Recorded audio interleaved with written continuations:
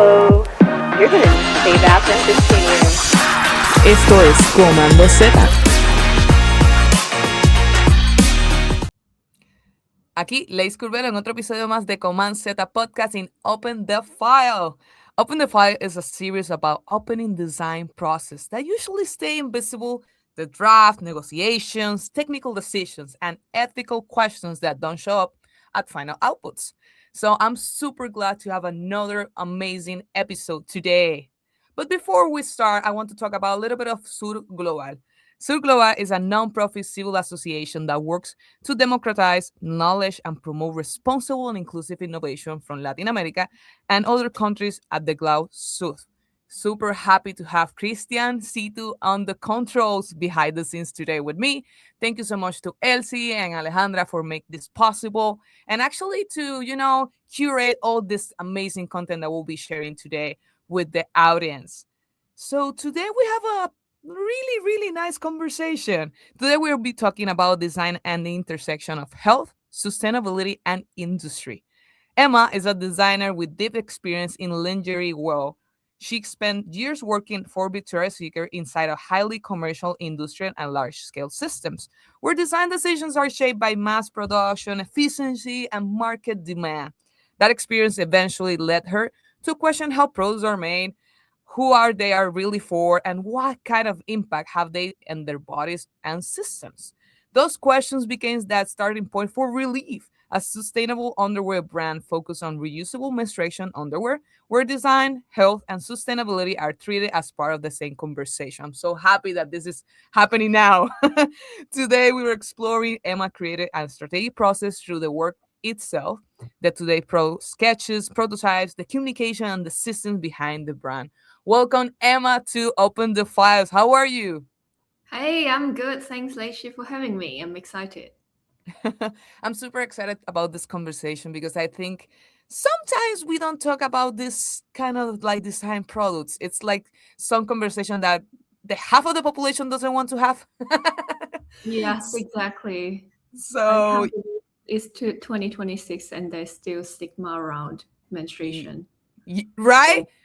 Globally, yes. Okay, you know what, it's amazing conversation. Actually, I'm in that period of the month, so I think this is the best Perfect. week to have this conversation. Okay, Perfect. so talking about that, I want to start actually questioning you. You spent years working in every commercial and industry fashion systems. I know that you came from the mass production part, but from your design perspective, how would you describe that environment in general? I think it makes designers feel really small and helpless. Like you felt like you're a tiny part of a huge machine, which is the manufacturing system and also the fashion industry in general. You felt like working for a fast fashion brand, your effort is so tiny comparing to making any change of the system. And all your proposal eventually comes to whether they get picked by the buyer, which is usually the brand, and whether it's cost effective and viable enough for them to buy in and push to the consumers. So it is very interesting experience to be so small for so many years. I can relate it in a way. I work a lot in the initial of my career, like pushing pixels, like creating Mhm. small buttons, CTAs, call to actions, like changing just like the color of some photos for some brands, and I was like, this doesn't make any sense. Like this Mhm. doesn't change the way that people of I don't know receive the designs or like experience like an app. But with the time I start questioning myself like how I can make a different impact. And I would just Mhm. give you a little bit of my background because this will be like the next step of the conversation. I remember myself one time having like a big fight with one of the stakeholders about changing images because of like localization. Like they were thinking that it was super like relatable to users just having like photos of like white and blonde people, and it was like we are actually reaching to another market. It's not the same kind of people. I don't think people will feel related to that ethnicity specifically, and how we can change maybe the narrative, like changing the photos of people that will be more related to this location. And they were like, nah. And it was like, it's just like a small change of photo, but it will have a huge impact on how people perceive the pro itself. And I think that we will cover that with you too. But yeah, just to give you like a little bit of my background there, and some of the battles taking into consideration when you are doing like small things in design. Yeah, we're both outliers. Definitely. So I want to start, Emma. I want to open your file and I want to actually show in case a little bit of the audience. When you work at this big scale, what are the priorities that shape design decision? Talk to us and show us your files. I think for fast fashion, the most important part, of course, it comes to costing. And I remember getting told off by my manager once that I designed a pair of underwear that was not cost effective. Like she's telling me that I'm wasting everyone's time. So in fast fashion industry, costing is so important. The costing comes from, of course, the um, price of materials and then the usage of the materials. Meaning, if you can make the most of that material, your cost also goes down. And also, it's relevant to the craftsmanship and time that the sewer spend on sewing a garment. So if you can design something that runs, so there's a machine called zigzag or mini zigzag, and it's a lot faster than, let's say, overlocking or other more complicated machines. And we love using that because of how fast it can turn around.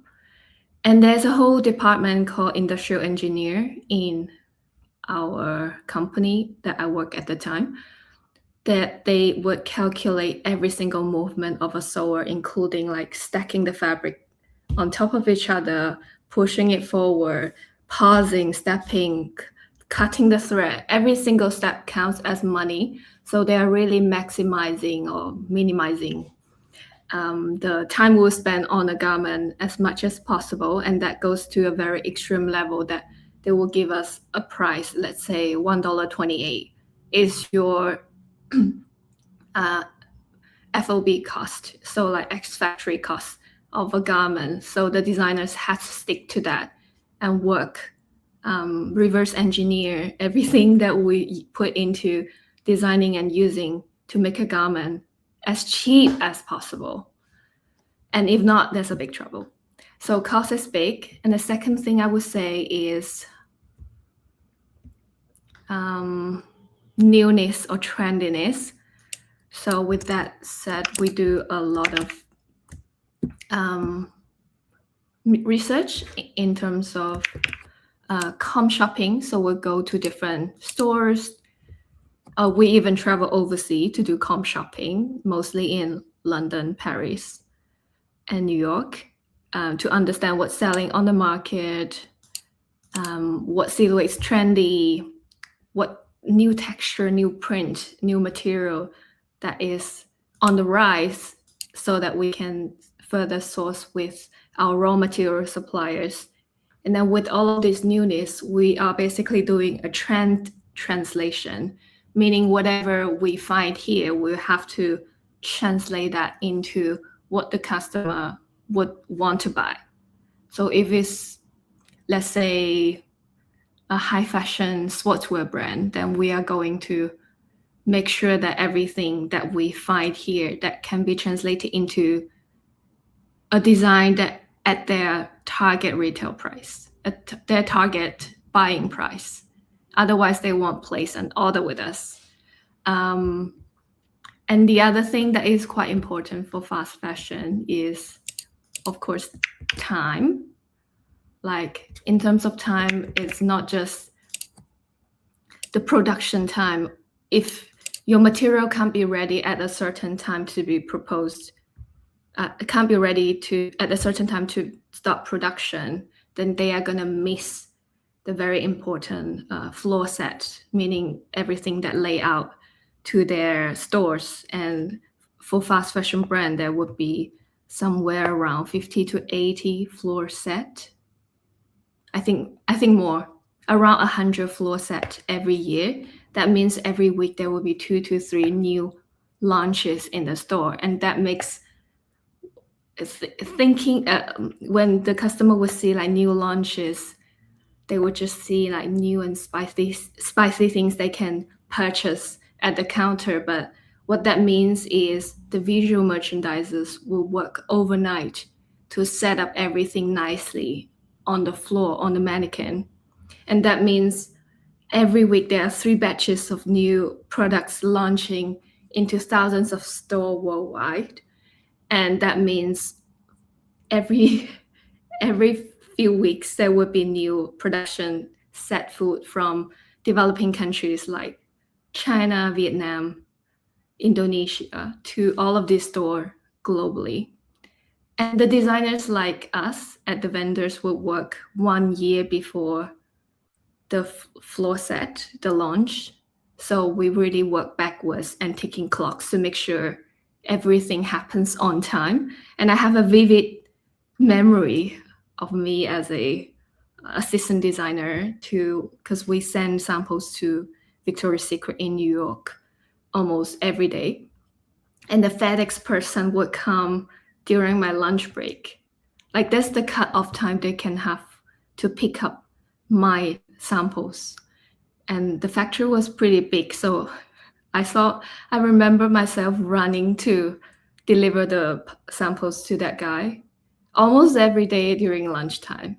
And it was epic. It was so fun. It's good exercise, but it's just a good example to show people how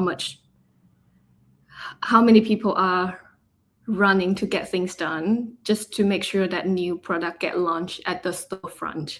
And that, looking back, is such a systemic problem that we often overlook.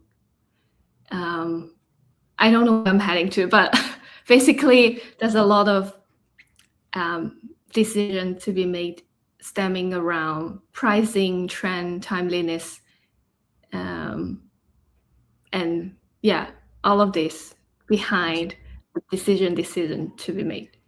You left me speechless. I was when you was talking, I was thinking. I recently bought again a pair of underwear that I really like, and I would get furious because they changed the way that like it feels like the underwear on me, because I think like the way that they saw like the final part, it's not the same as the previous one because it will be more like narrow. And it was like, why they change it? And now that you're talking, it's like, of course, it's cutting cost. Oh my god. And it was, yeah, it was like, not because like the fashion is changing, not because women's body are different now, because whatever. No, no, no, no, no. Cutting costs, cutting costs. Why not? Yeah. um, and I was thinking like, changing from my perspective, from what I do every day. Like every time that I have a conversation with a commercial client that says to me like, I need the important information, it will be always visible at the first, like, I don't know, 600 pixels, like what we know as above the fold. And sometimes super hard just to like put everything up there because like it's not aesthetical, in terms of usability is not good, and blah blah blah blah. But they are really into like what it will be needed in order to sell. So all this has to be in that part really crumb of the Mhm. screen. And I, as you start talking about like how they are just looking into like how they are doing the seam parts, like how they are cutting like all the fabrics and all the stuff. And I was like, oh my god, it's basically the same process in terms of like designing, of course. um Yeah. but but it's everything about the same things. I mean, that's for pay our salaries, but it's just like not thinking on the customer, or thinking of the revenue at the final of the story, and how much that affects the production line and the actual design process. Because Mhm. with less time, less resources, less opportunities, less time to actually focus on the problems, you cannot solve in creative ways. So it's Yeah. so limited, so limited. Yeah.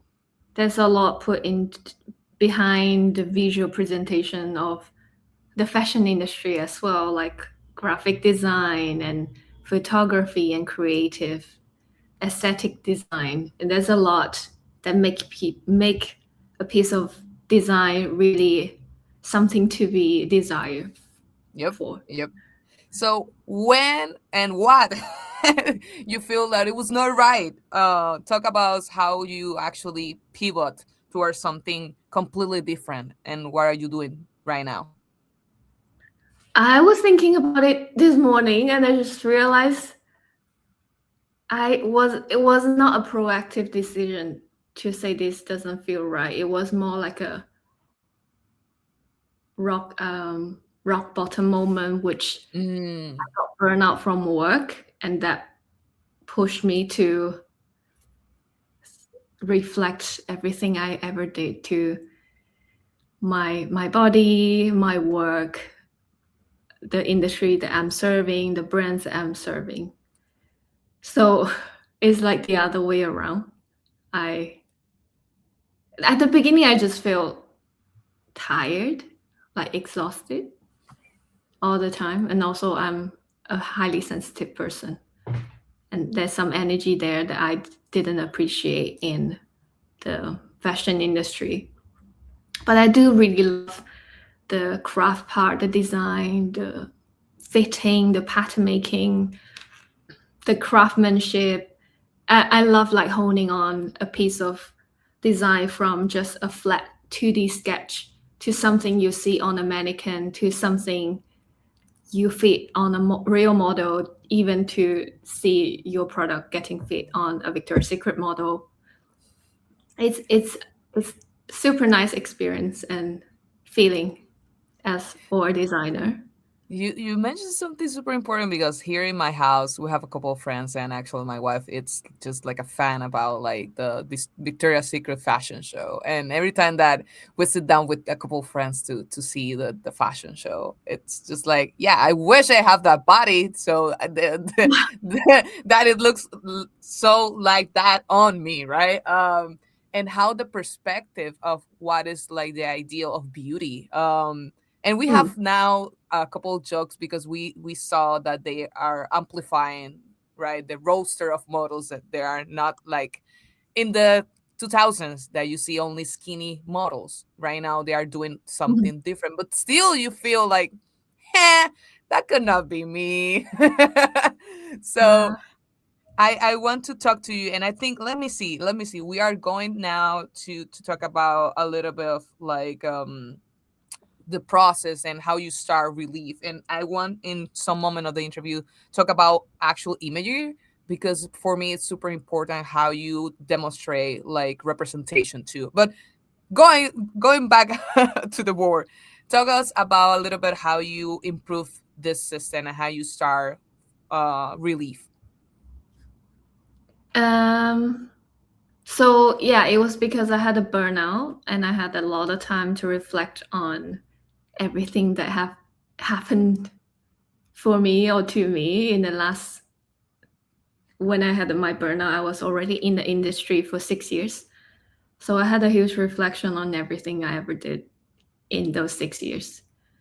And it got me to start thinking, wait, what are we doing here? Like, predominantly, we're using synthetic fiber or oil based, petroleum based fiber for the whole industry because, do you know, this fiber called spandex is very inevitable in anything form fitting. So, from swimwear, activewear, leggings, underwear, you will find a fiber called spandex that we just can't really use 100% cotton to produce product that is still the customer would still be happy about.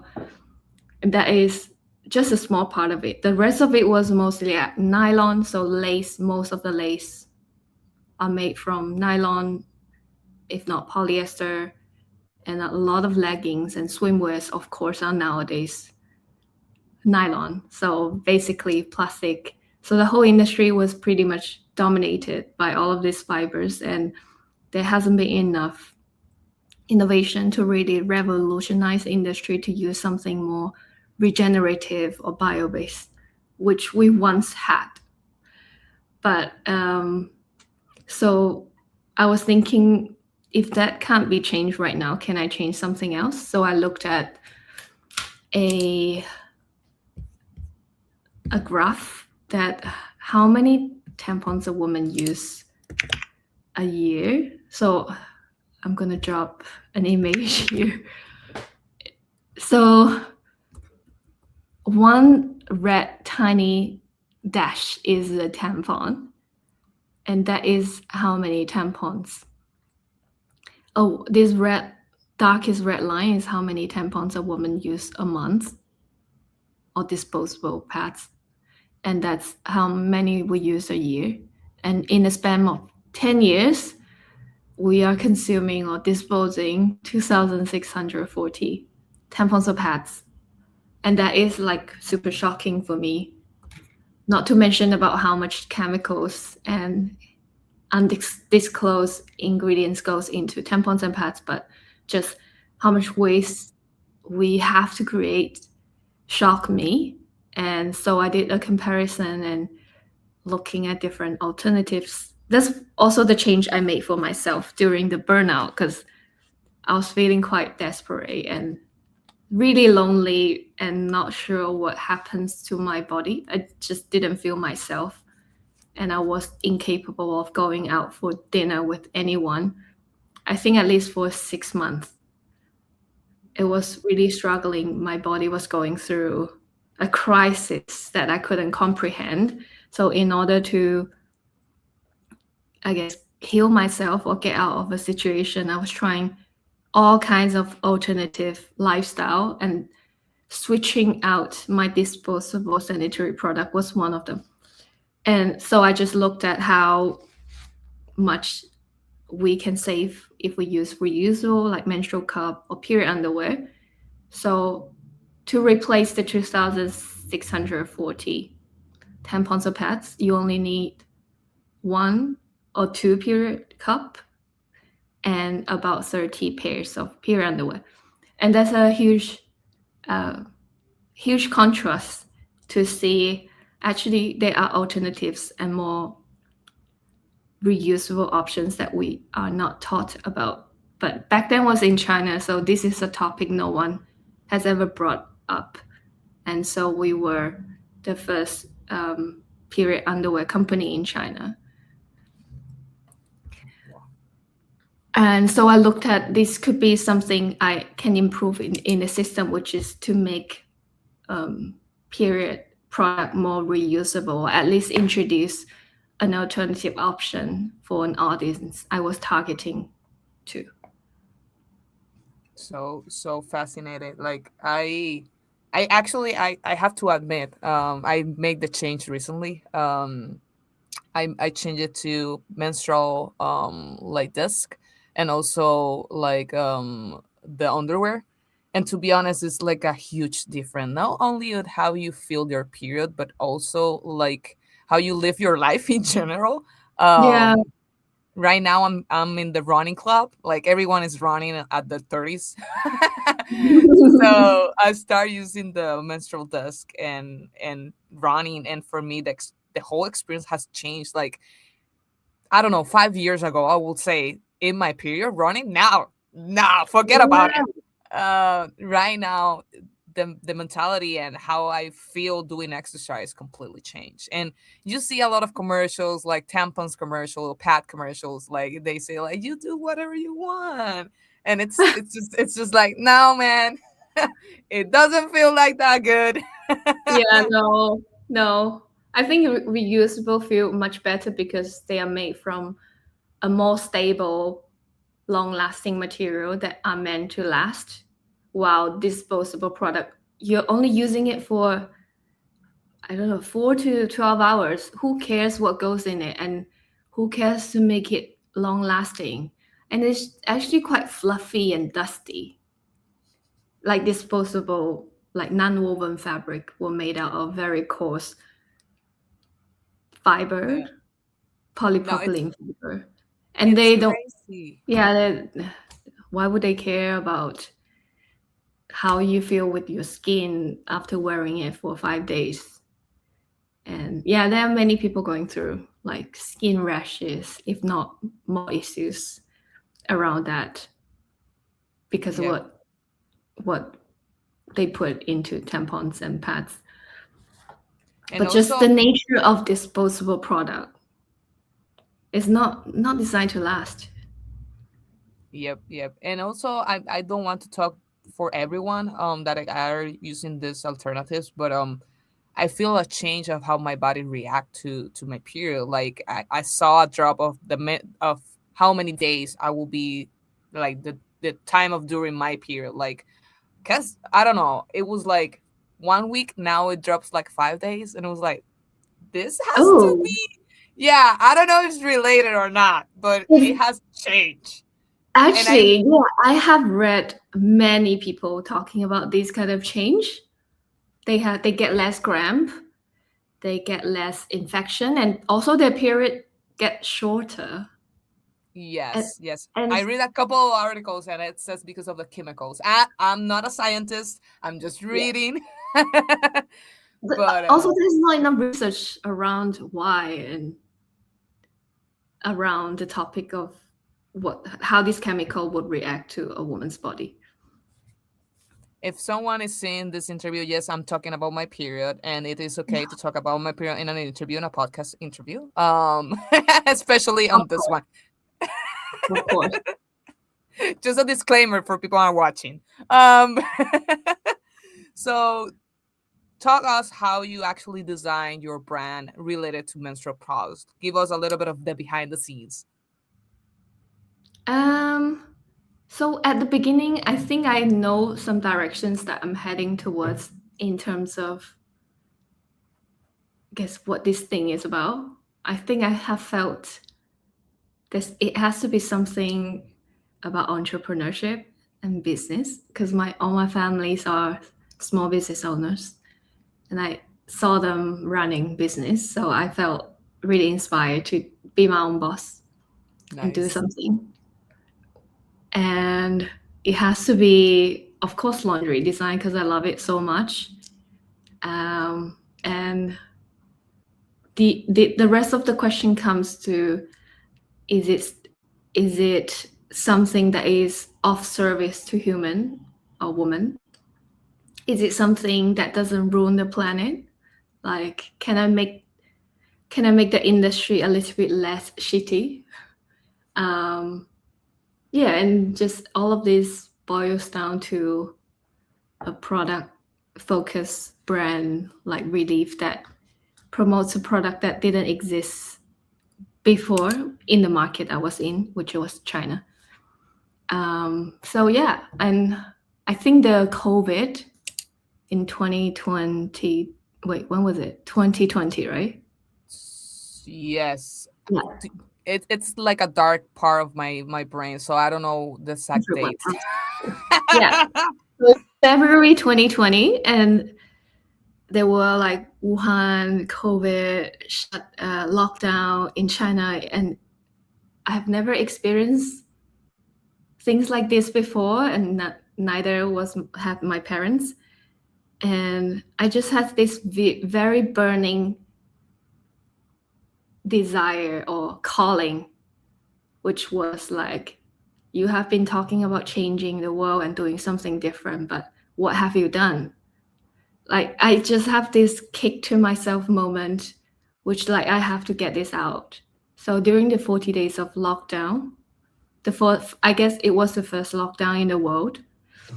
I was just doing research, making my business plan, reaching out to people, emailing investors, like start designing everything, contacting suppliers, and just start taking action. And I think COVID is such a blessing in the sense that it pushed me out of my comfort zone and put me into action mode. So good that it actually it that part, it allows you to concentrate and actually push you to do something different with the call that you have. Yeah, so really everything that I've ever loved and want to do marry to each other. So yeah, I want to actually you walk us through to early sketches and concepts to see how this start. As you mentioned, it was like on the pandemic, and sometimes it could be dark when you are alone, but sometimes could be like a really big, beautiful open door to creativity. How was for you? Um, sorry. Could you repeat the question? I somehow Don't was reading and I was listening, and I realized I didn't catch one of them. don't worry, don't worry. So I want that you walk us through to early sketches and concept of your brand when you was like in the pandemic era, when the entire thing start. Hmm.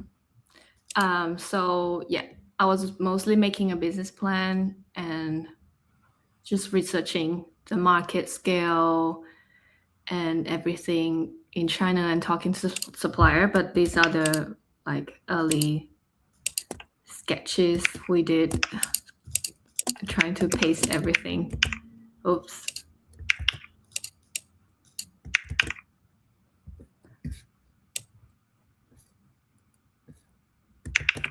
So there were also quantitative, quantitative research we did to an audience online, and that confirmed that people are interested in the product category in China, although they've never heard of it.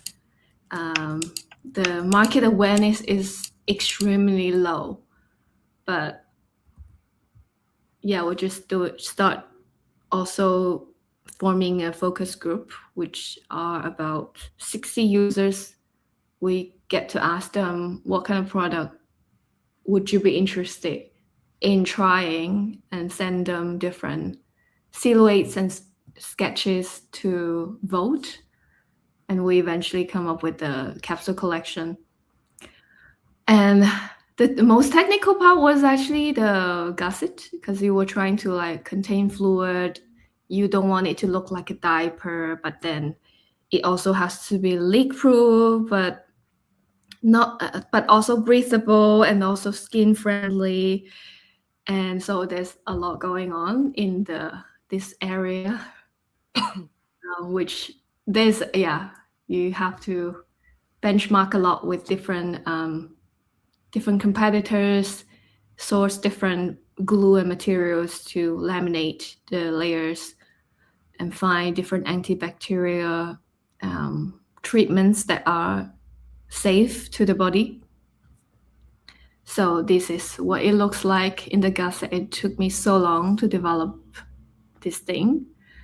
And then also this is, for example, a feedback for the supplier. Like once we develop some product, you will need to fit with the model and send them feedback on how to improve the next prototype.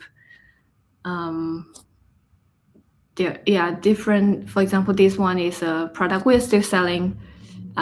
People really have good feedback to it, and this is called a bomb. Don't know if graphic design has it, but it's a bill of material. We call it bomb. And you basically tell the supplier what kind of construction, what material to use, which benchmark or samples you want them to refer to, and just list out everything.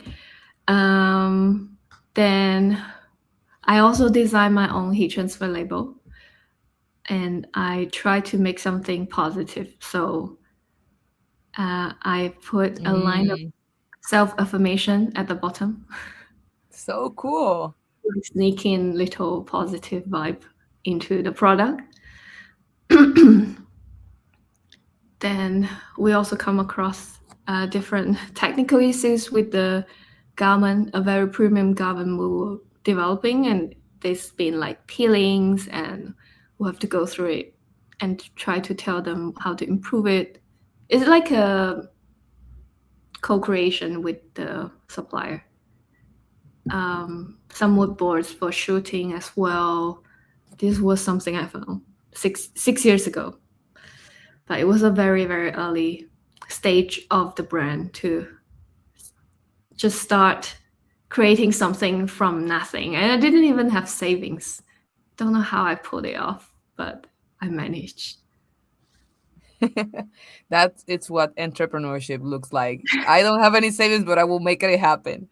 I want to talk about a little bit of a couple of things over here. So, how, I mean, I imagine it was super hard, but how you came with this idea of like the layers and all this technical part, because you was a designer, but also this is more like an engineer factor of the garment. Didn't Like notice until you just said it. it's Mhm. it's like almost like physical, like I don't Oh, know, chemical, like you need to know like a couple details that are more further than just design. that is true. I never thought about it. Yeah, yeah, I do. You're wondering, huh, how I was pulling this off. I think I always have this like geeky mind in me, but when it comes to laundry design, I would geek out every single millimeter that I can to make a product 5, 10%, 20% better than it was. And so that was also my passion to like just keep pushing and keep going and keep improving some a small detail until it perfects. Nice. And then I have another questions. It's related more to like, again, I'm just related to the things that I'm doing every day, but most of the designers doesn't have the chance to talk with developers when they are doing like web design or applications, just because of time, because of companies, Mhm. because of stupid things. But the reality is when you talk directly to a developer, you know the capabilities or the chances that you have to put your ideas into something real, that it works for the company when you work together as two. In your process, you work directly with people that are doing the fabrication. How was that process for you? Like how they feel about it? Because I imagine that this is not so common. Yeah, I think working as a designer in a factory for a vendor, on the vendor side, on the manufacturing side, you really submerge yourself with a bunch of industrial experts into creating something cost effective, uh, well fitted, timely. And so that makes my just wire your brain completely different in when you design, you don't just think about lines and aesthetic. You're thinking about, can I deliver this on time? Can I make it cost effective? Can I afford it? Um, how can I make it nicer? I feel like you have a lot more. Those muscles has been exercised very early on as a designer, and that's super beneficial. And I actually never been a designer just in the buyer end or brand end. I would imagine that quite being quite limiting. And you sometimes you make a sketch and you spend maybe like hours and hours, days to finish it and send it across to the vendor or the supplier, only to find out that it is not workable or not feasible. And that can be very frustrating. And I It think is. with that experience of being so close to the engineer and the technicians, you get no's a lot faster. You can get no in 2 minutes, and that really, yeah, it prepare you.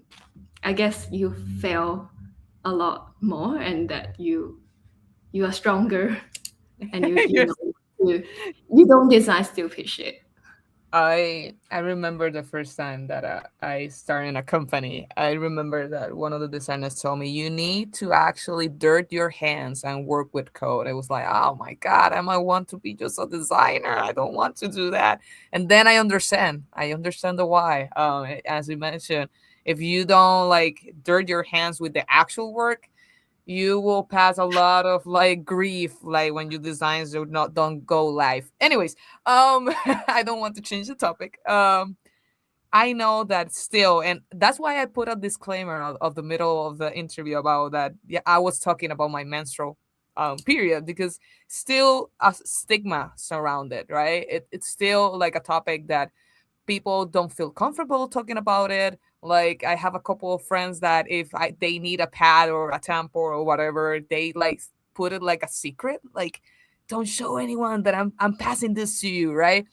And I want to talk about a little bit of how you change the storytelling for your brand in terms of like the communication perspective, and how you are like basically like starting the conversation in a different way, right? It's not like a shame talking about Mhm. menstruation.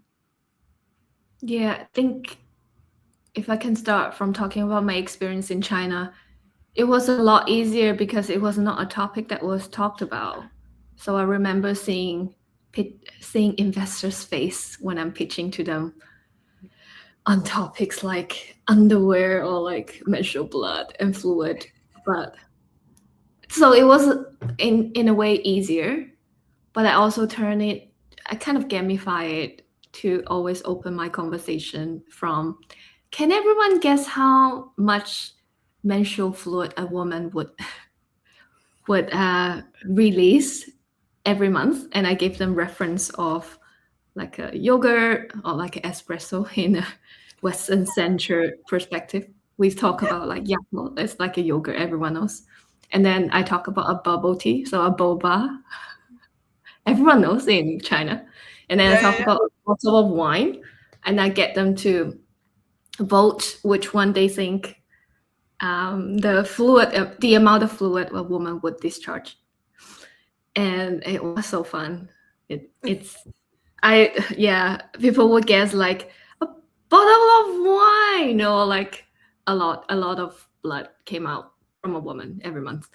And I remember a guy came up to me after my pitch, and he said, "No, you're wrong. Like, it's impossible that a woman only release 2 espressos of fluid every month.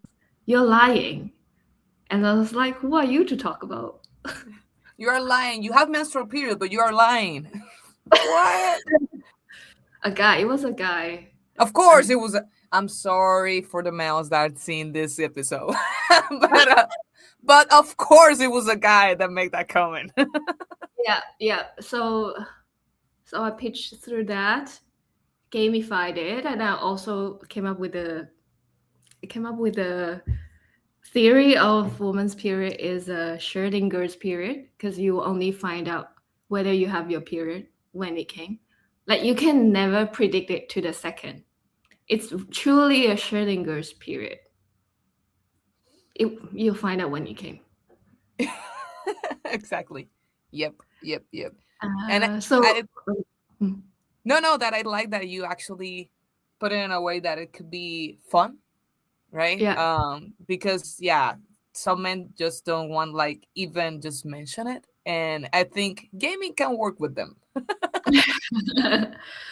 Also, there were no discussions around period poverty. It's a word I think first came about in some developing countries like Uganda, like some African countries, India, and there has not been any statistics or mention of the word period poverty in China back then.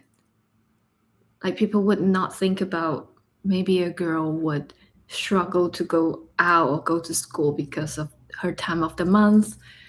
Maybe they couldn't afford it. Yeah, so mentioning about that was very shocking to people. Actually, that came about an organization called Period Pride China, and it was with one of my intern, and we were just talking about it. There's no research or no funding around this topic, and she went ahead and she founded this organization that raise awareness about period poverty, and also like raise materials to support the girls and the women in underdeveloped regions in China.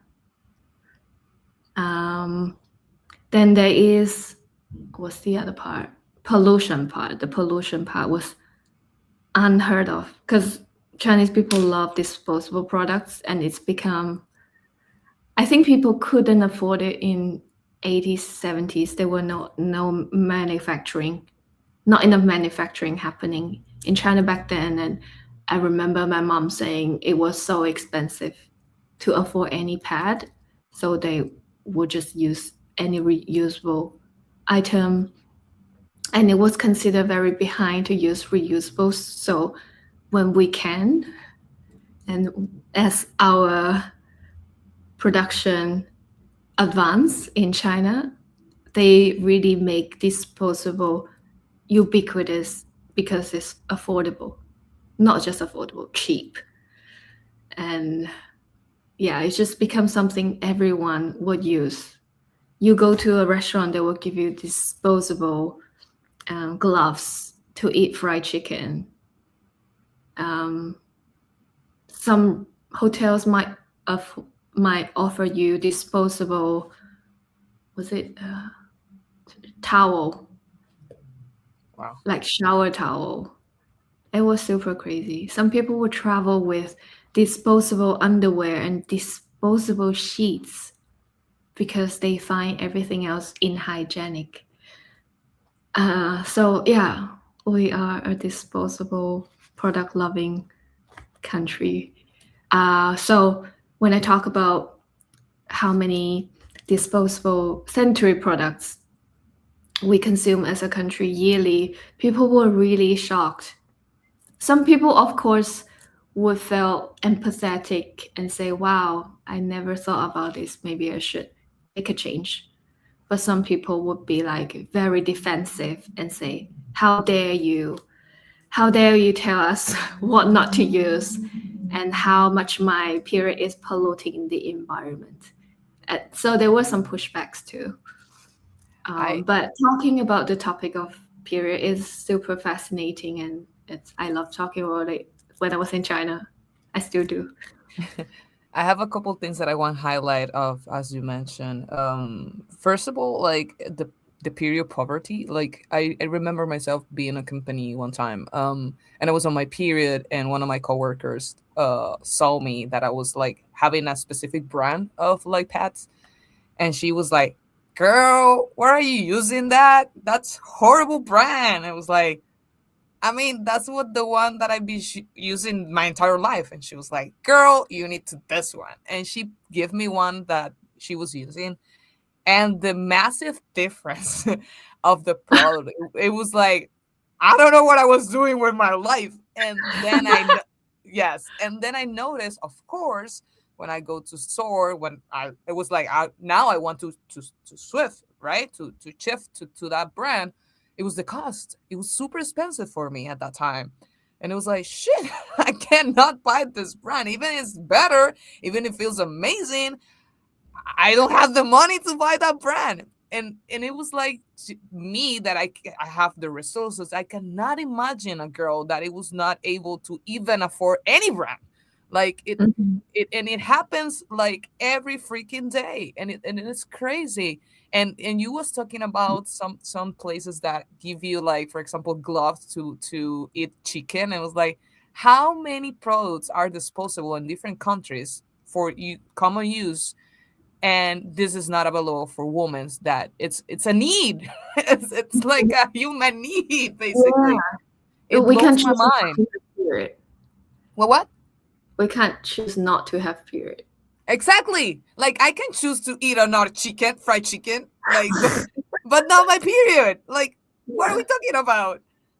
yeah. It's it's just crazy. It's just crazy. So I want to talk about, like, perception, like representation, and I know that in the beginning of the interview we touched a little bit, but for me, as a woman in the LGBT community, for me it was super important representation. The first time that I, like, traveled to Europe, it was the first time that I saw women's on suits, like business suits. And every time that I want to buy a suit here in Puerto Rico, in the Caribbean, you need to go to the men's section because the women's are not the things that I'm looking for. And for me, representation in, like, some brands in Europe, it was like, oh my God, it was an open door to see me as a woman that can have different tastes. How you work representation own your brand, talking about menstruation, that it's like another, another beast. Yeah. So when I started out, it was a time which there will only be very pale, skinny, youthful looking model you can see on any brand, and they will even Photoshop to make it more pale and more skinny, and it's kind of sickening value or beauty standard of what woman should look like. So when I started designing it, I actually let the focus group vote for what kind Mm, of underwear they want to wear, because I think it's for woman product, it should be also chosen or co-created with woman at least. So that's how the collection came about. And there was also a lot of like baby blue, baby pink, beige in the laundry section, at least in my region. So we are also trying to move away from that and use like real human model, like my friends. um, that yeah, she looks very tan and short and not perfect, but I think she's perfectly imperfect. And I'm really trying to bring the message of you don't have to be a certain way to the audience in China. do you So have a couple of photos? I think you put it on the previous board, right? For the photo shoots. Let me, let me see. yes, because I want to. Yeah, I think I can move a little bit over here. Uh, I don't. This one's no. It was this one over here, because I want to show to the audience like a couple of the concepts that you have here that I want to talk about. Like, this is not a typical ad of menstruation. Like, this position, it's so natural for every woman when they have pain. Come on. Yeah, yeah, yeah. And most of the disposable tampon and pads company want to feature a woman wearing white pants walking confidently into an office like nothing's happening. But come on, Come on. come on. Exactly. Your body is going through a lot on your Yep. period.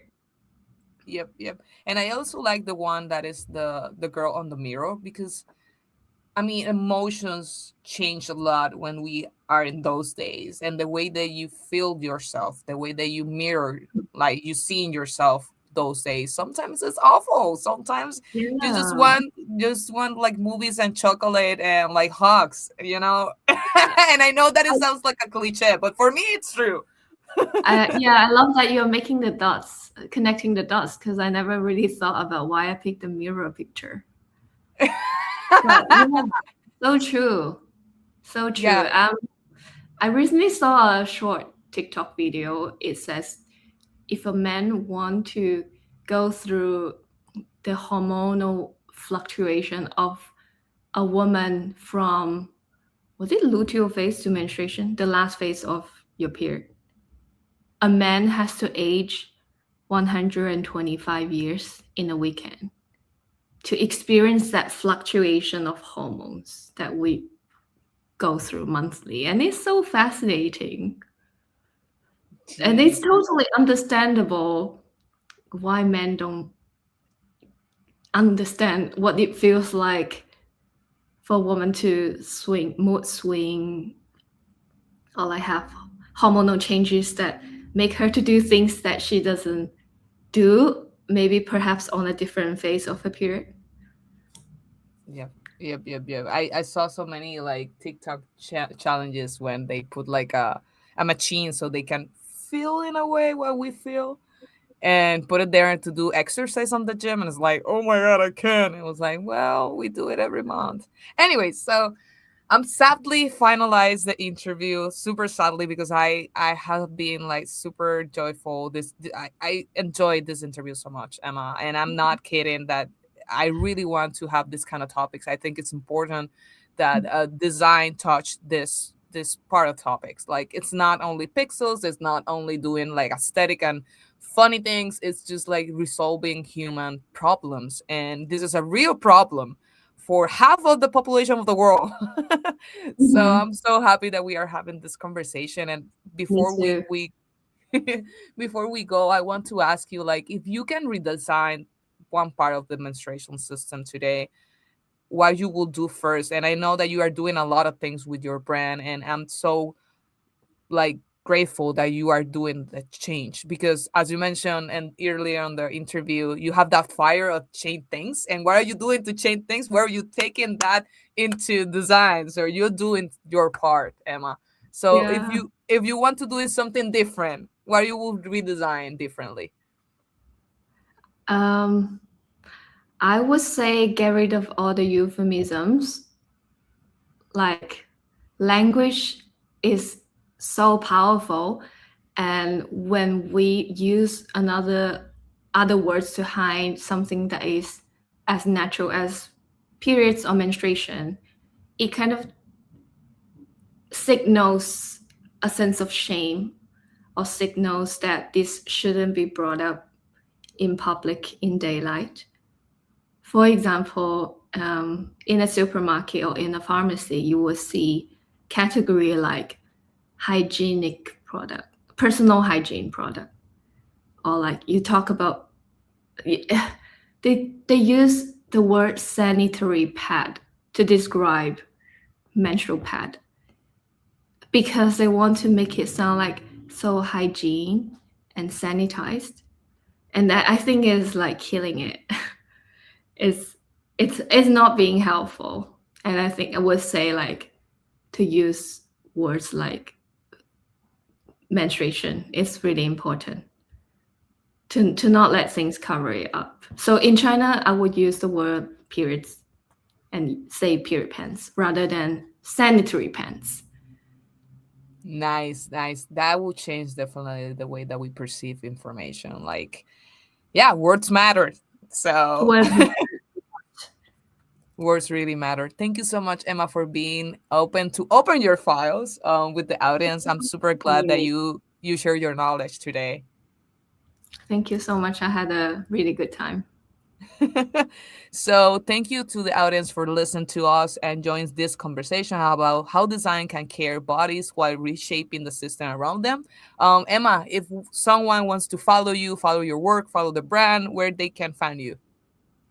They can follow me with this handle at relief.wear in whichever platforms. For the website, it will be relief-wear.com. Thank you so much, Emma. And remember, Open the File is not about tidy endings. It's about ongoing work. See you at the next one. Thank you for being with Open the Files. Uh-oh. You're gonna say that and continue. Esto es Comando Z.